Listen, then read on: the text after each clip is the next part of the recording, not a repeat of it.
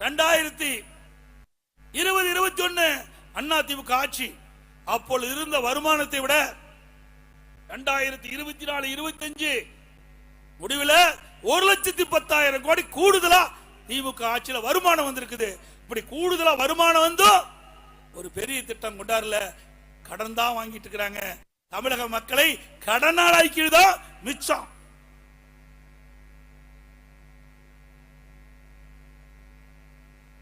அதோட மிகப்பெரிய பச்சை பொய் சொன்னார் ஸ்டாலின். திமுக ஆட்சிக்கு வந்த உடனே 525 அறிவிப்புகளை வெளியிட்டார். 1-2 525 அறிவிப்புகளை வெளியிட்டு மக்களை ஏமாற்றி கவர்ச்சிகரமாக பேசி வாக்குகளை பெற்று ஆட்சிக்கு வந்த பிறகு ஒரு சில திட்டத்தை தான் நிறைவேற்றினார். பெரும்பாலான திட்டங்கள் நிறைவேற்றப்படவே இல்லை. சுமார் ஒரு 15% அறிவிப்பு தான் நிறைவேற்றிருக்கிறார். எஞ்சிய அறிவிப்புகள் நிறைவேற்றப்படவே இல்லை. மக்களை ஏமாற்றி ஆட்சிக்கு வந்த ஒரே அரசாங்கம் திமுக அரசாங்கம் என்பதை எண்ணி பார்க்க வேண்டும். அதுல அந்த 525 அறிவிப்புல அரசு ஊழியருக்கு நாமம் போட்டார். படித்தவனையும் ஏமாத்துறாரு, படிக்காதவனையும் ஏமாத்துற ஒரே முதலமைச்சர் தமிழ்நாடு முதல்வர் ஸ்டாலின் தான். பழைய ஓய்வு திட்டம் கொண்டு வரும் சொன்னார். அது போராடி பார்க்கிறாங்க, காணோம். தமிழக மாணவர்கள் நம்முடைய வங்கியில கல்வி கடன் பெற்றாங்க, திமுக ஆட்சிக்கு வந்தா ரத்து செய்வாங்க. இது வரைக்கும் எந்த வித அறிவிப்பும் இல்லை, கடன் தள்ளுபடி இல்லை. அதோட 100 நாள் கிராமத்தில் வேலை திட்டம் இருக்கும், அதை 150 நாளா உயர்த்தினாங்க. அதில் பணிபுரிகிற பெண் ஊழியர்களுக்கு சம்பளம் உயர்த்தப்படுனாங்க, அதுவும் செய்யல. நெல்லுக்கு 2,500 ரூபாய் குவிண்டலுக்கு கொடுப்பாங்க, இன்னும் 2,500 ரூபாய் கொடுக்கல. விவசாயிகளை ஏமாற்றிட்டு இருக்கிற கரும்புக்கு ஒரு டன் மெட்ரிக் டன் கரும்புக்கு ஆதார விலையா 4,000 ரூபாய் கொடுக்கிறார். விவசாயிகளுக்கு நாம போட்டார்.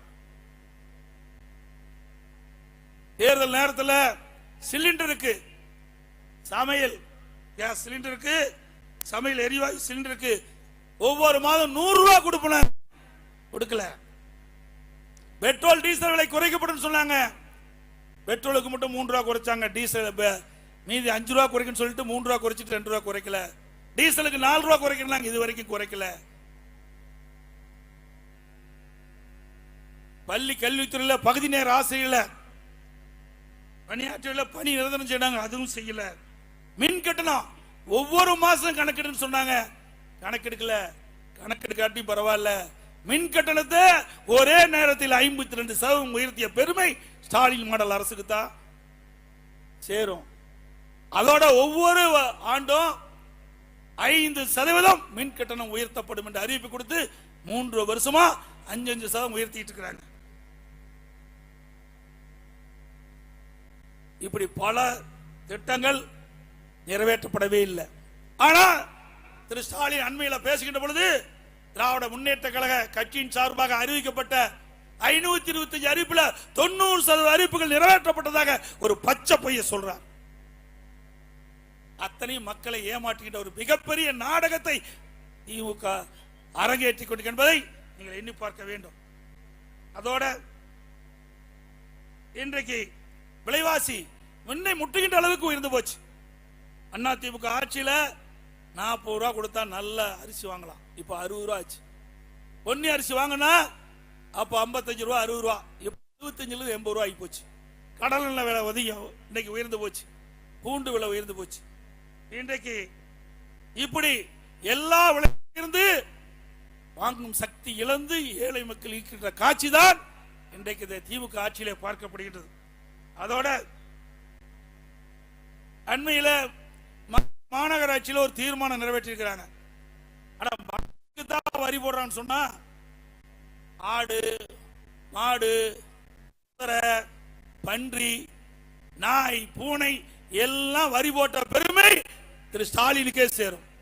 பூனை கூட விட்டு வைக்கல, நாயை கூட விட்டு வைக்கல, குதிரை கூட விட்டு வைக்கல, ஆட்டை கூட விட்டு வைக்கல. எல்லாவற்றுக்கும் வரி போட்ட ஒரே முதலமைச்சர் தமிழ்நாடு முதலமைச்சர் ஸ்டாலின் தான். இன்றைக்கு மொழிக் கொள்கை பற்றி பேசிட்டு இருக்கார். அண்ணா திமுக நிலைப்பாட்டை தெளிவாக நாங்கள் தெரிவித்து விட்டோம். வேற அண்ணா காலத்திலும் சரி, பொன்மனச்செம்மல் புரட்சித் தலைவர் எம்ஜிஆருடைய காலத்திலும் சரி, இதே புரட்சித் தலைவர் அம்மா காலத்திலும் சரி, இருமொழி கொள்கைதான் நாங்கள் தொடர்ந்து கடைபிடிப்போம் என்று ஆணித்தரமாக சொல்லிவிட்டோம். அதில் எந்த மாறுபட்ட கருத்து கிடையாது.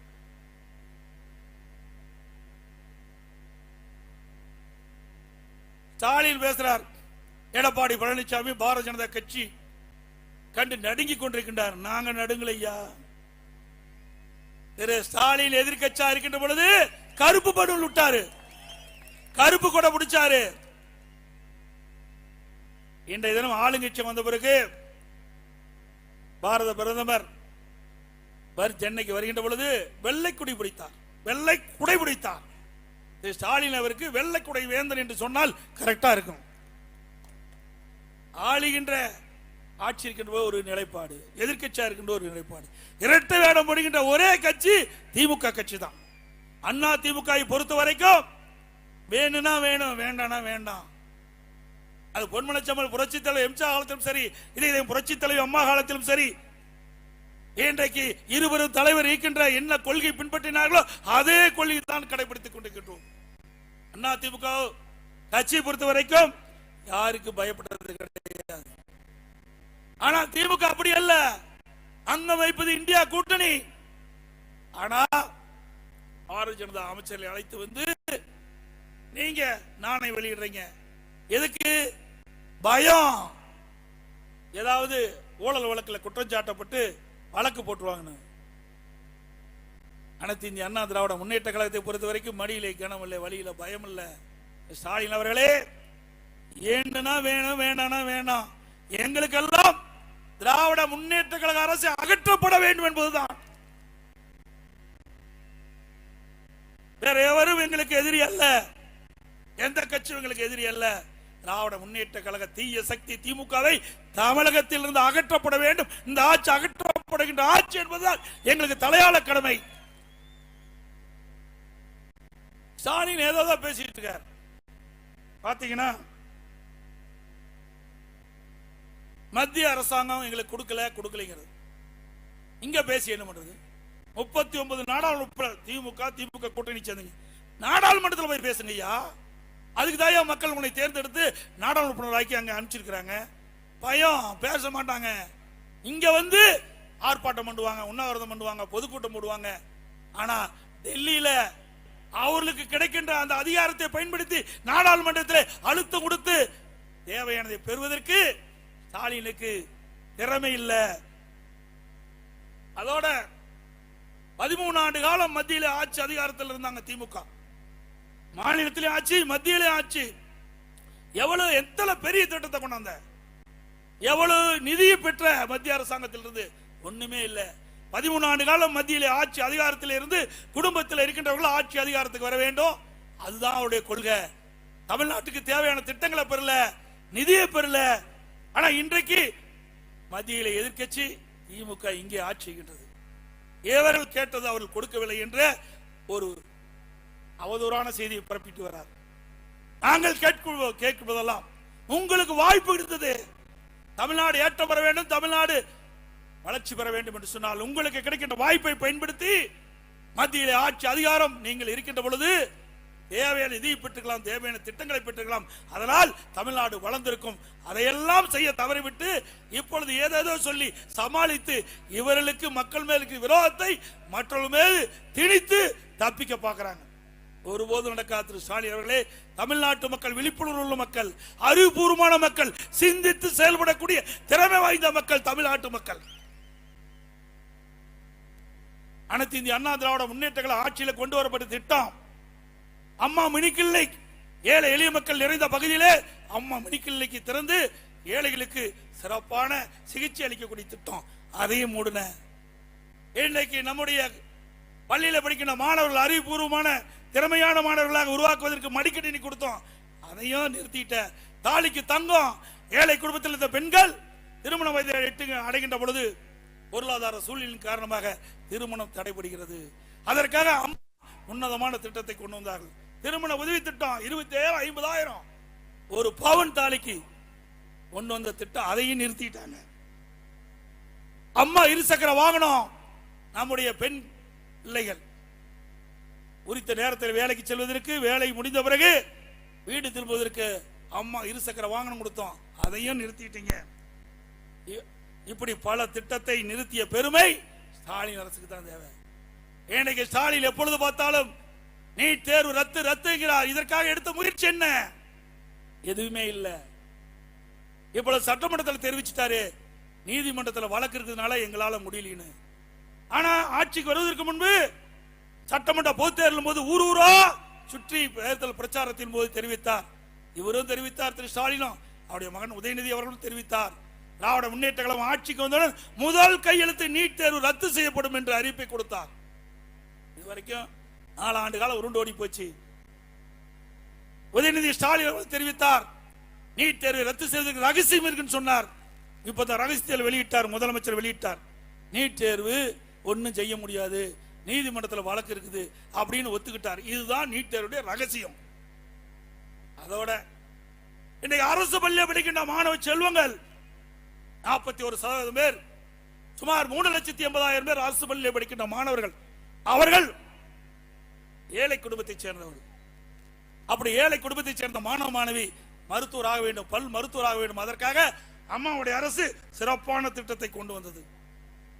7.5% உள் இடஒதுக்கீடை கொண்டு வந்து சட்டம் இயற்றப்பட்டு அமல்படுத்தப்பட்டு இன்றைக்கு சுமார் 3,400 பேர் மருத்துவராக கல்வி பயின்று இருக்காங்க. இது அதிமுக சாதனை. இப்படி ஒரு சாதனையாவது உங்களுடைய ஆட்சியிலே சொல்ல முடியுமா? ஏழைகள் இன்றைக்கு வாழ்வு பெற வேண்டும், ஏழைகள் ஏற்றம் பெற வேண்டும். வேற அண்ணா அவர்கள் சொன்னார்கள், ஏழை இறைவனை காண்போம் என்று. அதை அதிமுக அரசு செயல்படுத்திக் கொண்டு என்பதை நேரத்தில் நினைவு கூட கடன்பெற்றுகின்றேன். அதே போல இன்றைக்கு விவசாயத்திலே தொடர்ந்து உணவு தானிய உற்பத்தி அதிமுக அரசு இருக்கின்ற பொழுது தேசிய அளவிலே அதிக அளவில் உற்பத்தி செய்து கிறிஸ்கர்மான விருதை பெற்றதும் அதிமுக அரசாங்கம். இன்றைக்கு பல்வேறு துறைகளில் அதிமுக அரசு இருக்கின்ற பொழுது சிறப்பாக செயல்பட்டு தேசிய விருதுகளை பெற்றதும் அதிமுக அரசாங்கம். பல்வேறு தேசிய விருதுகளை பெற்றோம். இன்னைக்கு உறுப்பு மாற்று அறுவை சிகிச்சை தொடர்ந்து 5 ஆண்டு காலம் சிறப்பாக செயல்பட்டு தேசிய விருதுகளை பெற்ற அரசாங்கம் அதிமுக அரசாங்கம். இப்படி அனைத்து இந்திய அண்ணா திராவிட முன்னேற்ற கழக அரசு இருக்கின்ற வரை மக்களுக்காக செய்த சேவைகள் அதிகம். அதையெல்லாம் இன்றைய தினம் மூடி மறைத்து இன்றைக்கு ஸ்டாலின் அதிமுக ஆட்சியிலே ஒண்ணுமே நடக்கலை என்று பொய்யான செய்தியை சொல்லி மக்களை ஏமாற்றி இருக்கின்ற முதலமைச்சர், இன்றைய முதலமைச்சர் ஸ்டாலின் அவர்கள்